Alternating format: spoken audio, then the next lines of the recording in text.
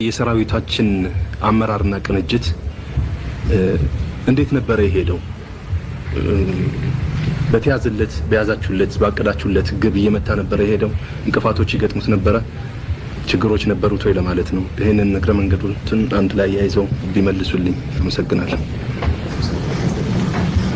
ጥሩ።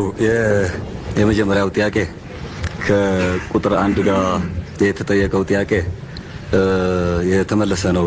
በመሰረቱ ግን በአጠቃላይ ይሄ መንግስትና የህዝብ የሰራዊቱ ሚና በጦርነት ላይ በአጠቃላይ ወሳኝ ሚና እንደነበረው ድሉን ከማምጣትና የሻዕቢያን ሰራዊት ከመደምሰስ አንፃር ቀደም ብሎ የተገለጸ ነው።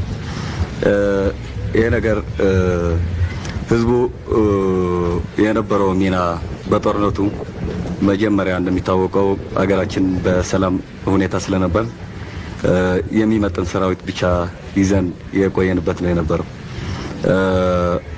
የሻዕቢያ ወረራ ድንገተኛ በሆነ መንገድ ከተከሰተ በኋላ ግን በአጭር ጊዜ መንግስት ለህዝቡ ጥሪ ባቀረበው መሰረት ባንዴ ነው የአገሪቱ በሙሉ ህዝቡ ወደ ሰራዊቱ የተቀላቀለው እና እዚህ ጋር በሙሉ የኢትዮጵያ ህዝብ የሀገራችንን ሉዓላዊነት ከማስከበር አንፃር ልጆቹን እየመረቀ ወደ ጦርነቱ የሀገራችንን ሉዓላዊነት ወደ ማስከበር የላከበት ጉዳይ ነው የነበረው። በጦርነቱ ሂደትም ይሄ በሰው ኃይል በሚያስፈልገው ለሰራዊቱ ማቴሪያል ብቻ የተገደበ አስተዋጽኦ አይደለም የነበረው።